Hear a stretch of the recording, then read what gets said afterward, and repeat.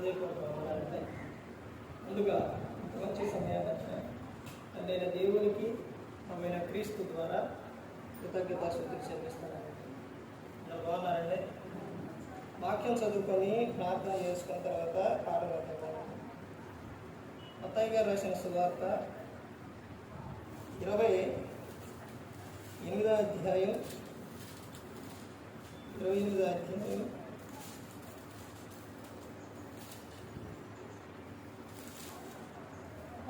వచనం. అయితే యేసు వారి యొద్దకు వచ్చి, పరలోకమందును భూమి మీదను నాకు సర్వాధికారం ఇవ్వబడి ఉన్నది. కాబట్టి మీరు వెళ్ళి సమస్త జనులను శిష్యులుగా చేయుడి. తండ్రి యొక్కయు కుమారుని యొక్కయు పరిశుద్ధాత్మ యొక్క నామములోనికి వారికి బాప్తిసం ఇచ్చుచు, నేను మీకు ఏ సంగతులను ఆజ్ఞాపించుతును వాటన్నిటినీ గైకొనవలనని వారికి బోధించు. ఇదిగో నేను యుగ సమాప్తి వరకు సదాకాలం మీతో కూడా ఉన్నానని వారితో చెప్పాను. ప్రార్థన. పరలోకమందున మా తండ్రి, పరిశుద్ధ ప్రేమ గల తండ్రి, గొప్ప తండ్రి యెహోవా తండ్రి, శ్రీ కుమారుడు యేసుక్రీస్తు ప్రభువారి ద్వారా కృతజ్ఞతాస్తుతులు చెల్లిస్తున్నాము నాయన. ఆరాధన మంతట్లో మీరే ముందు నడిపించండి నాయన. అయా వాక్యం బోధించుండగా తండ్రి, వినువారు తండ్రి మంచి హృదయం తిని వాక్యానుసారంగా నడిచే భాగ్యం దయచేయండి. వాక్యం బోధించుండగా ఈ లోక సంబంధమైన జ్ఞానంతో కాకుండా ఈ జ్ఞానంతో మాట్లాడే భాగ్యం దయచేస్తారని మా యేసుక్రీస్తు నామములో వేడుకుంటున్నాం తండ్రి. ఆమేన్. ప్రభువైన యేసుక్రీస్తు నామములో హృదయపూర్వక వందనాలండి. దేవుని కుమారుడు యేసుక్రీస్తు ప్రభువారు ఈ లోకానికి వచ్చిన తర్వాత పరలోక రాజ్యం సమీపిస్తుంది కనుక మారు మనసు పొందమని ప్రకటింప మొదలుపెట్టాం. అంశం పాఠం పేరు సంఘము యొక్క ముఖ్య ఉద్దేశం. సంఘము యొక్క ముఖ్య ఉద్దేశం. సంఘం అనేది చాలా ప్రాముఖ్యమైనది. సంఘం విషయంలో యేసుక్రీస్తు ప్రభువారు ఆయన చెప్పిన విషయాలు సర్వలోకానికి వెళ్ళి సర్వ సృష్టికి సువార్తనే ప్రకటించుడి. ఇలా యేసుక్రీస్తు ప్రభువారు చాలా విషయాలు అనేది చెప్పి ఉన్నారు. ఇక్కడ చెప్తున్న విషయం ఏంటంటే మత్తయి గారు రాసిన సువార్త 28వ అధ్యాయం 28, 18, 19, 20 వచనాల్లో ఇక్కడ ఏమని చెప్తున్నారంటే, అయితే యేసు వారి యొద్దకు వచ్చి, పరలోకమందును భూమి మీదను నాకు సర్వాధికారం ఇవ్వబడి ఉన్నది. కాబట్టి మీరు వెళ్ళి సమస్త జనులను శిష్యులుగా చేయుడి. సమస్త జనులను ఎలా చేయాలంట? శిష్యులుగా చేయుడి. తర్వాత ఏమని చెప్తారంటే, తండ్రి యొక్కయు కుమారుడి యొక్కయు పరిశుద్ధాత్మ యొక్క నామంలోనికి వారికి బాప్తిసం ఇచ్చుచు, నేను మీకు ఏ సంగతులను ఆజ్ఞాపించుదునో వాటన్నిటినీ గైకొనవలెనని వారికి బోధించుడి. అంటే సంఘము ఏం చేయాలంటే, మొట్టమొదటి సంఘం ఏం చేయాలంటే, ఇక్కడ చదవబడిన ఈ విషయంలోని చూస్తే సువార్త ప్రకటించాలి. సంఘం ఏం చేయాలి? సువార్తనే ప్రకటించాలి. తర్వాత ఇంకో విషయం చూస్తే మార్గ రాసిన సువార్త 16-15లో అక్కడ కూడా ఏమని ఉంటుందంటే, మీరు సర్వలోకములకు వెళ్ళి సర్వ సృష్టికి సువార్తనే ప్రకటించుడి. నమ్మి బాప్తిసం పొందిన వాడు రక్షింపబడును, నమ్మన వానికి శిక్ష విధింపబడును అని ఉంటుంది. సంఘము మొట్టమొదటిగా ఈ చేయవలసిన విషయం ఏంటంటే సువార్తను ప్రకటించాలి. తర్వాత రెండవ విషయం చూడండి. ప్రకటన గ్రంథం 2వ అధ్యాయం, ప్రకటన గ్రంథం సంఘం యొక్క ముఖ్య ఉద్దేశం ఏంటంటే, ఒకటి సువార్తను ప్రకటించాలి. రెండవ విషయం చూస్తే ప్రకటన గ్రంథం 2వ అధ్యాయం 4వ వచనం చూడండి. అయినను మొదట నీకుండిన ప్రేమను నీవు వదిలితివని నేను నీ మీద తప్పు ఒకటి మోపవలసి ఉన్నది. అయినను మొదట నీకుండిన ప్రేమను నీవు వదిలితివని.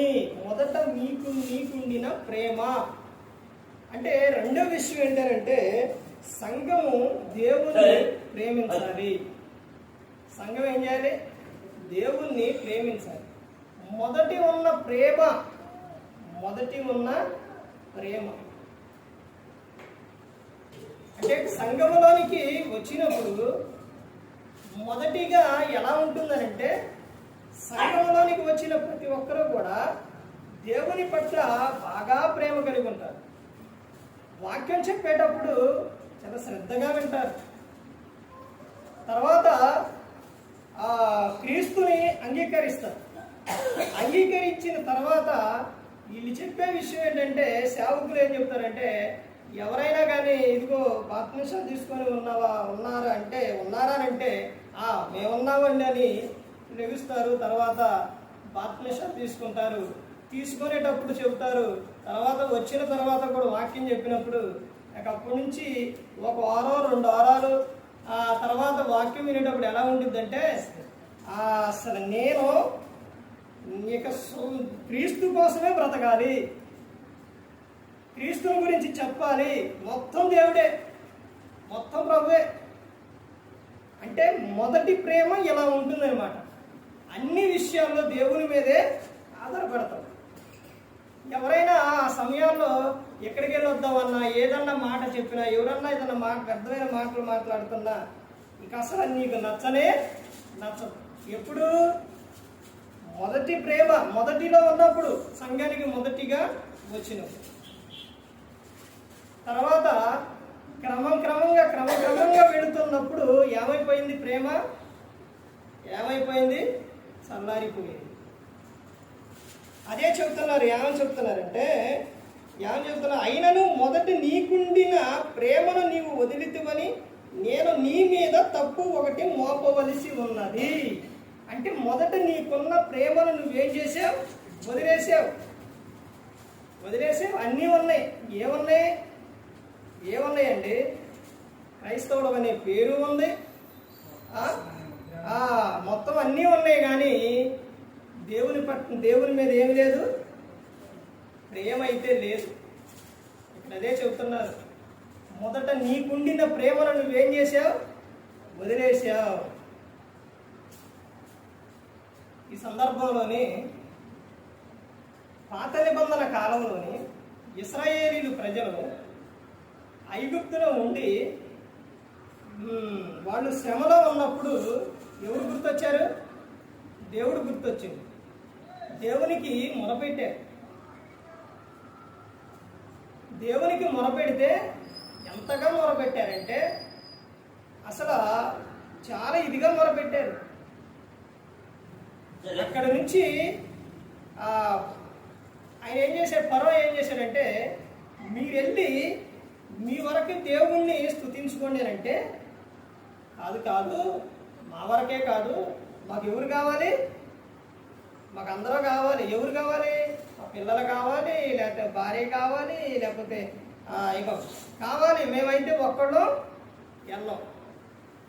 ఆ తర్వాత అంత ఇదిగా మొరపెట్టుకున్నప్పుడు దేవుడు ఏం చేసిందంటే, వాళ్ళందరినీ విడిపించి తీసుకొచ్చిన తర్వాత, అరణ్యానికి వచ్చిన తర్వాత, ఆ వచ్చే సందర్భంలో దేవుడు వాళ్ళందరినీ కూడా కాపాడి వాళ్ళకి ఏ అయితే కావాలో అవన్నీ ఇస్తూ వచ్చిన తర్వాత, మన్నా కావాలంటే మన్నా, ఏది కావాలంటే అది, ఇవన్నీ కూడా దేవుడు ఇస్తూ ఉంటే ఏం చేశాడు?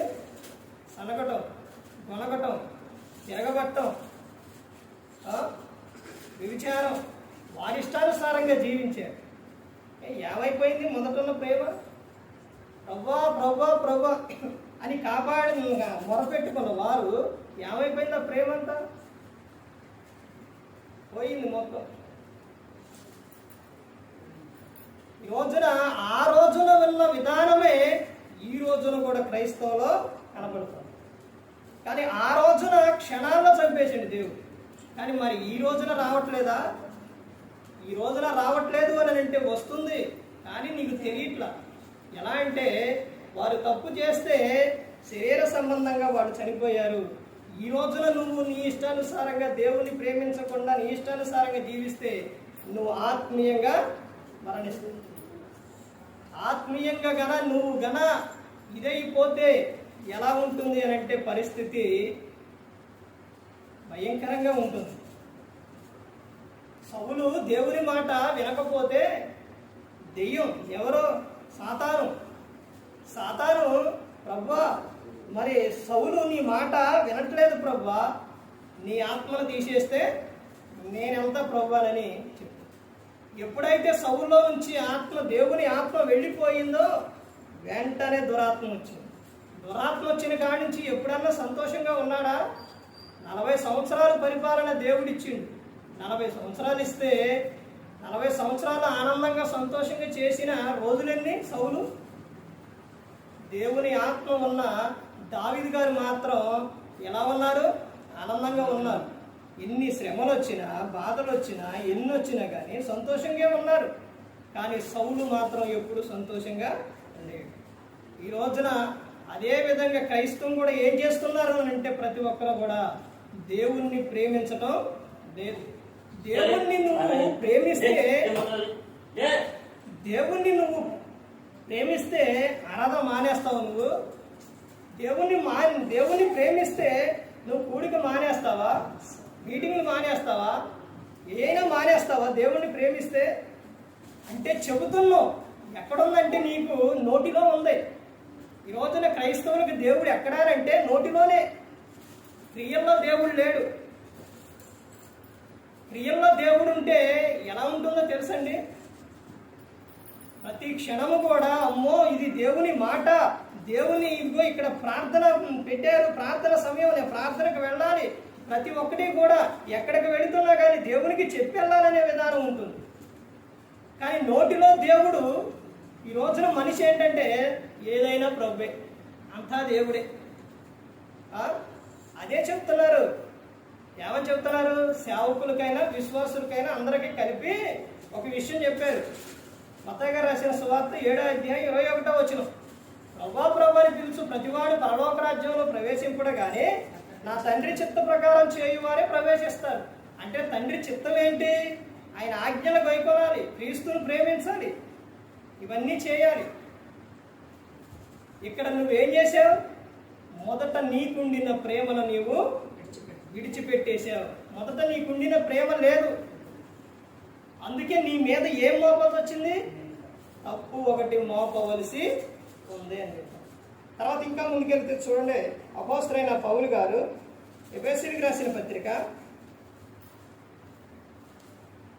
అపోస్తలుడైన పౌలు గారు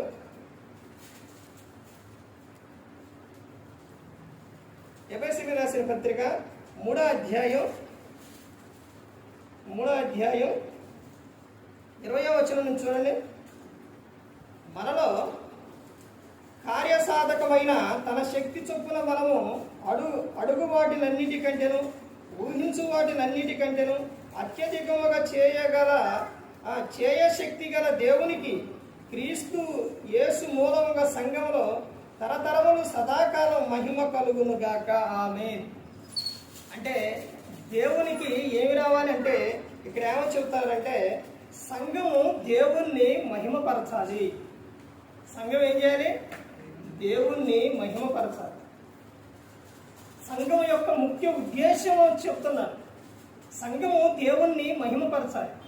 కానీ దేవుడు ఏం చెప్తున్నాడంటే ఈ రోజున ప్రజలకు దేవుడు ఇప్పుడేంటి ఎప్పటి నుంచి అయినా కానీ ఆయన గ్రంథంలో రాపించిన విషయం ఏంటంటే మీ నిమిత్తమే కదా నా నామం అన్ని జనుల మధ్య దూషణ పాలవుతుంది.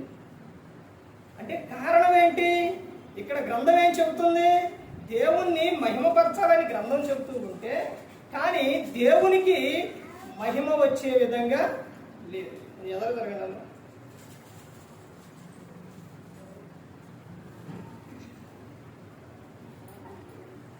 మహిమ వచ్చే విధంగా ఈ రోజున క్రైస్తవం ఉందా అని అంటే పేతురు గారు రాసిన పత్రికలో చెప్తారు కదా, ఏమని చెప్తున్నారంటే ఇదిగో మీరు గడిచిన కాలం అంతా కూడా మీ ఇష్టానుసారంగా జీవించారు. ఇప్పుడు ఇక ఆ గడిచిన కాలం అయిపోయింది. ఇప్పుడు క్రీస్తులోనికి వచ్చారు. ఆ గడిచిన కాలంలో ఏం చేశారు? అల్లరితో కూడిన ఆటపాటలు, పోకిరి చేష్టలు, విందులు, వినోదాలు, లేకపోతే అన్ని జనుల ఇష్టాలు నెరవేర్చటాలు, ఇవన్నీ అయిపోయింది. ఇక గతించిన కాలం చాలిక.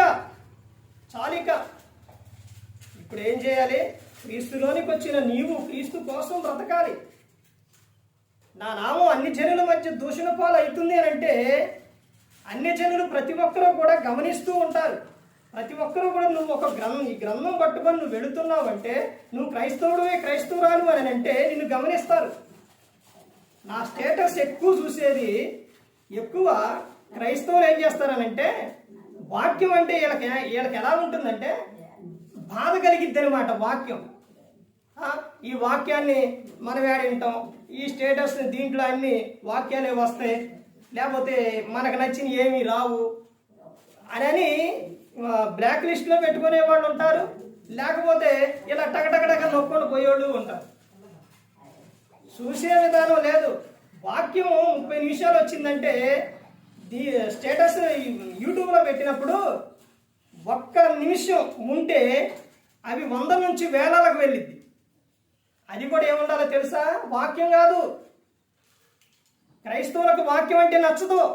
కాబట్టి యూట్యూబ్ ఛానల్లో చూడండి. వాక్యాన్ని ఎలా చూస్తారంటే వాక్యం కూడా వాక్యం ఎలా చెబితే ఇలా చెప్పి ఆ రీల్స్లో ఒక్క సెకండ్ అది పెట్టినా కానీ చూడరు. వాళ్ళకి ఏముండాలంటే పక్కనే ఎవరన్నా ఉండాలి, లేకపోతే ఏదన్నా వాళ్ళకి ఇష్టమైంది ఏదన్నా అందులో కనపడాలి. అది కనపడితేనే దాన్ని టచ్ చేస్తారన్నమాట. ఇలా బండి మీద వెళ్ళేటప్పుడు లేకపోతే పక్కన నుంచొని ఇటు చూస్తున్నట్టు, లేకపోతే అందులో ఏముంది అని ఏం చేస్తారు? అప్పుడు టచ్ చేస్తారు. 30 నిమిషాలు 40 నిమిషాలు వాక్యం పెట్టండి, 2, 3, 5, 10, 50 దాకా వెళ్ళడం కూడా తక్కువే. అంటే వాక్యాన్ని చూడండి ఏ విధంగా క్రైస్తవులు వింటున్నారు. కానీ అన్ని జనులు అలా కాదు. ఒక విషయం మీకు తెలుసా? మనం అన్ని జనులు అంటున్నాం, మనందరం అన్ని జనులమే, అందరం అన్ని జనులమే తెలుసండి. కానీ ఇప్పుడు మనకు రాకుండా వాళ్ళకి ఎలా వచ్చిందంటే ఈ పేరు. ఇప్పుడు నీవు ఇదివరకు మన కాలంలోనే తాత ముత్తాతల కాలంలో అందరూ అన్నిటికీ మొక్కిన వారే. ఆ తర్వాత నుంచి మారుకుంటా క్రమంగా వచ్చి క్రీస్తుని నమ్ముకున్నారు, క్రైస్తవులు అయ్యారు. వాడు చెప్పే విధానం ఏంటంటే నిన్న దినాన మీరు ఇంత చక్కగా చెబుతున్నారు, అన్నీ కూడా బాగున్నాయండి, మరి ఖాళీ లేకుండా లేకపోతే ప్రాంతాలకు వెళుతున్నారు, సువార్త చెబుతున్నారు, ఎన్నెన్నో చెబుతున్నారు అని చెబుతారు. బ్యాంకులోకి వెళ్తే అసలు వాళ్ళు చూసేవాళ్ళు ఎవరో చూడండి. బ్యాంకులోకి వెళ్తే అక్కడ పని చేసి బంగాయి పెట్టుకుంటారు కండి, వాళ్ళు చెప్తున్న విషయం కూడా కొంచెం పని చూడండి అంటే మీరు చూడకపోతే ఇంకెవరు చూస్తామండి. మీరు ఎంతోమందికి సువార్త చెబుతున్నారు, ఎంతోమందిని రక్షించాలని ప్రయత్నిస్తున్నారు అని చెబుతారు. అంటే వాళ్ళు చూస్తున్నారు కానీ క్రైస్తవులు ఏం చేస్తున్నారు? ఒక నాదనే కాదు, చాలా మంది అంతే. అంటే వాక్యము చూడండి ఏ విధంగా క్రైస్తవులకి ఎలా మారిపోయిందో చూడండి. వాక్యం వినే మనసు ఉంటే, వాక్యం వినే విధానం ఉంటే క్రైస్తవులు క్రీస్తు యొద్దకు వచ్చి వాళ్ళు ఎలా ఉంటారని అంటే దేవుడు ఈరోజు నాతో ఏం మాట్లాడతారు, దేవుడు ఈరోజు నాతో ఏం మాట్లాడతారు అనే ఆలోచన కలిగి ఉండి ఆరాధన మానేయరు, దేవునికి మహిమకరంగా ఉంటారు. అంటే ఆ విధంగా బయట ఉన్న అన్ని జనులు వాళ్ళ చెబుతున్నారు అని అంటే మన ప్రవర్తన కానీ ప్రతి ఒక్కటి కూడా వాళ్ళు ఏం చేస్తారు? గమనిస్తూనే ఉంటారు. అంటే మన ప్రవర్తన సరిగా ఉండి మనం దేవునిలో ఉంటే ఎలా ఉంటుందో తెలుసండి. ఒక సేవకుడు ఇదిగో వీళ్ళ గురించి ఈ విధంగా ఉంటారని చెప్పాలి. ఏ విధంగా? రోమీలు రాసిన పత్రిక 16వ అధ్యాయం 4వ వచనం. అది ఎవరు కనపడతారంటే అకోలా ప్రిస్కిల్లా కనపడతారు. వారికి వందనాలు చెప్పుకోండి అని అపోస్తలుడైన పౌలు గారు చెప్తారు. అంటే అక్కడికి వెళుతున్న వారికి ఆ స్టోరీ చెప్పాలంటే, రోమపట్నం గురించి చెప్పాలంటే ఆయన ఆ విషయం ఎందుకు చెప్పారని అంటే చాలా టైం అయింది. అర్థమైందండి? చెబుతున్నాను ఎలాగంటే ఆ వాక్యం చదివితే మీకు అర్థమవుతుంది. ఆయన వారికి వందనాలు చెప్పుండి అని అంటే ఎందుకు అని అంటే వారు నా ప్రాణము కొరకు వారి ప్రాణం ఇచ్చుటకైనను తెగించారు. రోమపట్నంలోని చక్రవర్తి మొత్తం కూడా మీరు ఇక్కడ నుంచి వెళ్ళిపోండి, ఇక్కడ ఉండొద్దు అని అంటే భయంకరమైన పట్టణం అది. ఆ సమయంలో అందరూ వెళ్ళిపోయే సమయంలో అపోస్తలుడైన పౌలు గారు అక్కడికి వస్తారు. ఆడకు వచ్చేటప్పుడు వీళ్ళు కూడా వెళ్ళిపోదామని బయలుదేరినప్పుడు అక్కడ జరిగిన విషయం ఏంటంటే ఈయన చూసి వాళ్ళు అక్కడ ఆగిపోతారు. అంటే చక్రవర్తి వెళ్ళిపోమన్నా చంపేస్తారన్నా అయినా కానీ అక్కడ వాళ్ళు పౌలు గారి కోసం ఆగారు. ఈ రోజున సేవకుడి కోసం సేవకుడు వస్తున్నాడంటే, సేవకుడు సువార్త చెబుతున్నాడంటే అంత సహకారంగా ఉండేవాళ్ళు కాదు, కానీ అసలు వినేవాళ్ళు కూడా లేరు.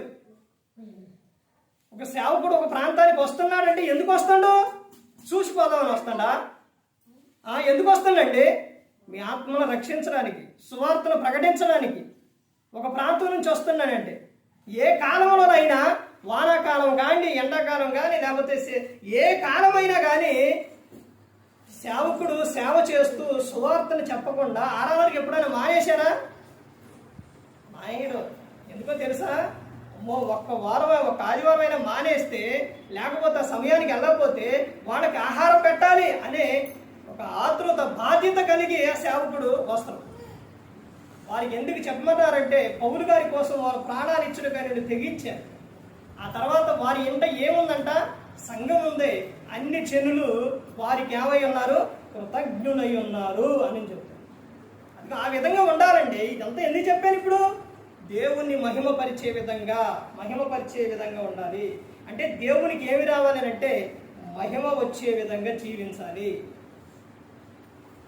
విషయం తెలుసండి, ఇప్పుడు ఆరాధన జరుగుతుంది, నువ్వు ఇంటికాడ ఉంటావు, బయటికి వెళ్తావు, ఆరాధన మానేసి బయట ఉన్న వారు ఎవరు అడుగుతారో తెలుసండి?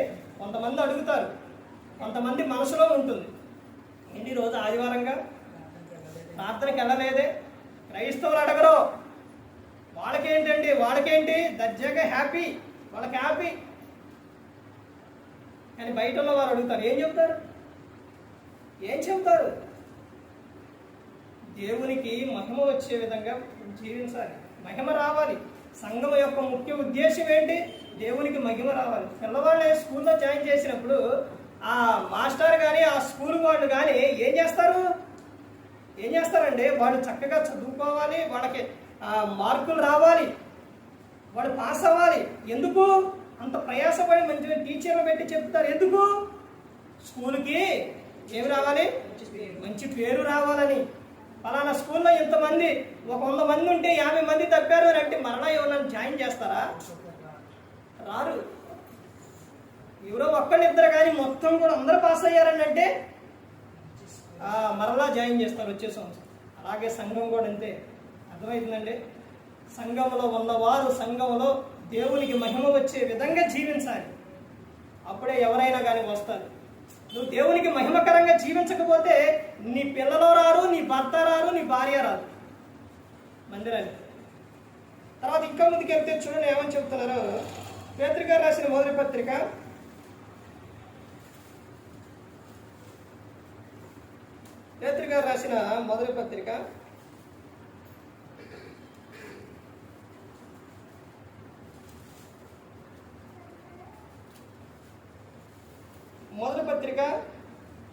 2వ అధ్యాయం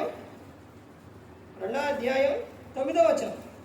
అయితే మీరు చీకటిల నుండి ఆశ్చర్యకరమైన తన వెలుగులోనికి మిమ్మల్ని పిలిచిన వారి గుణాతిశయములను ప్రచురము చేయు నిమిత్తం ఏర్పరచబడిన వంశమును, రాజులైన యాజక సమూహమును, పరిశుద్ధ జనమును, దేవుని సొత్తైన ప్రజలనై ఉన్నారు.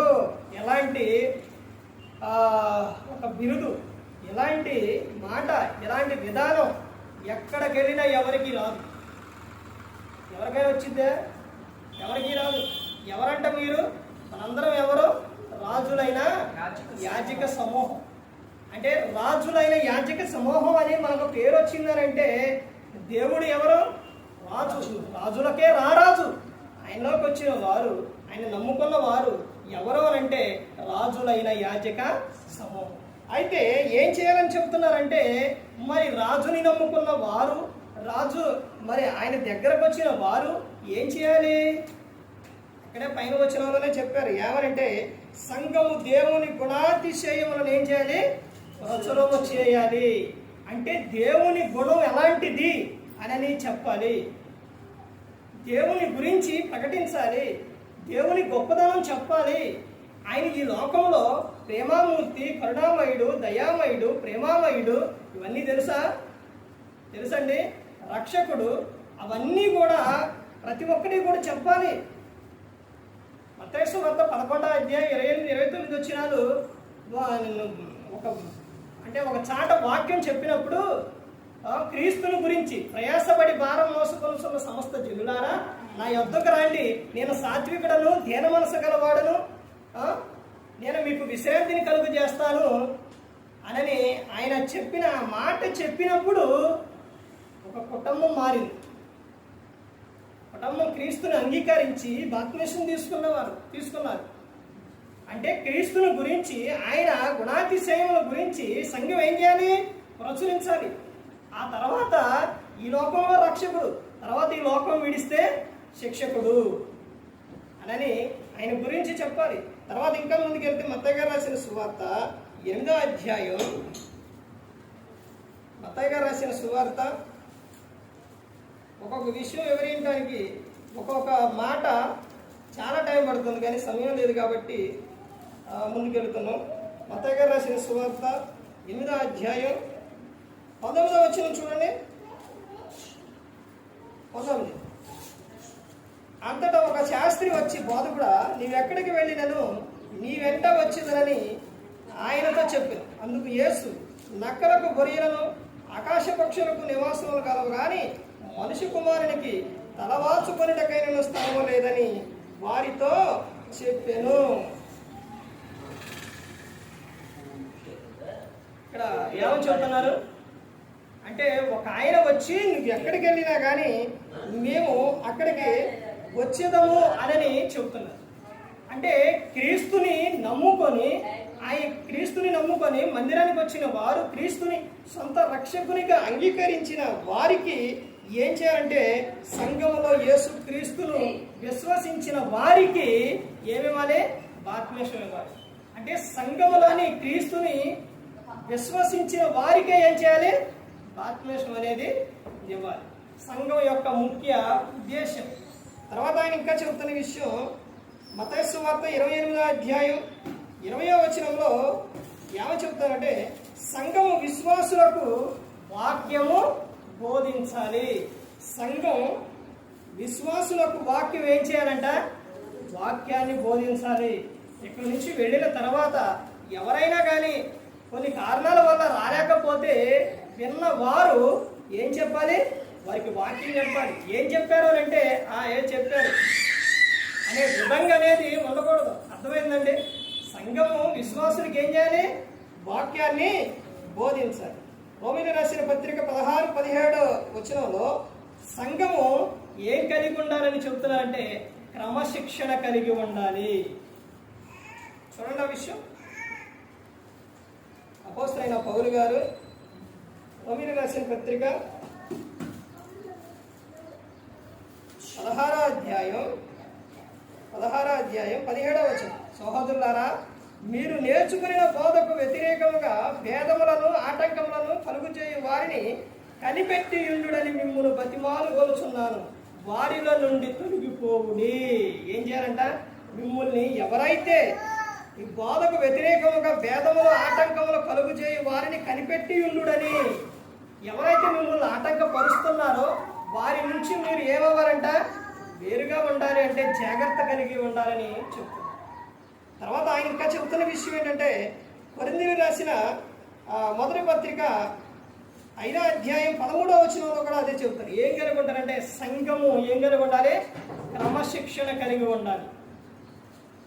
ప్రసంగి గ్రంథం 5వ అధ్యాయం 1వ వచనం, నువ్వు దేవుని మందిరానికి పోవునప్పుడు నీ ప్రవర్తన జాగ్రత్తగా ఉండాలి.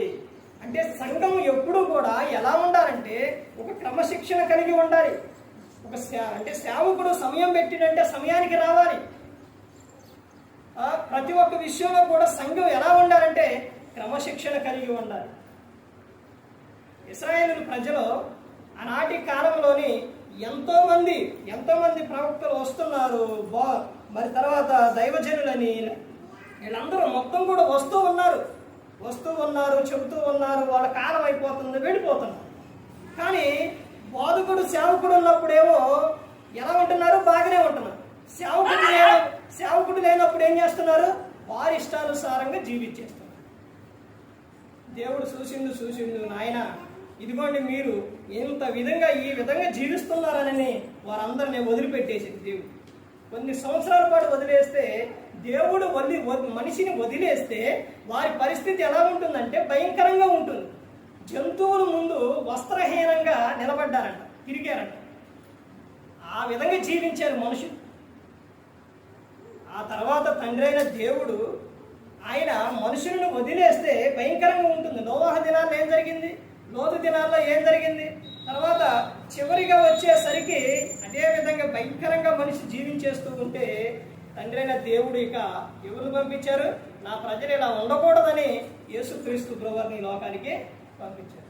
తర్వాత ఇంకా చివరిగా చూడండి, అపోస్తలుల కార్యాలు 2వ అధ్యాయం 42-47 వచనాల వరకు చూస్తే సంఘము సహవాసం కలిగి ఉండాలి.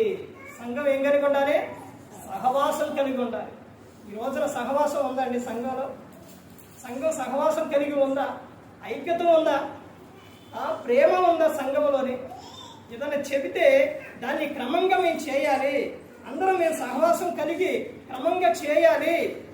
ఇది దేవుని పని, నిర్లక్ష్యం చేయకూడదు.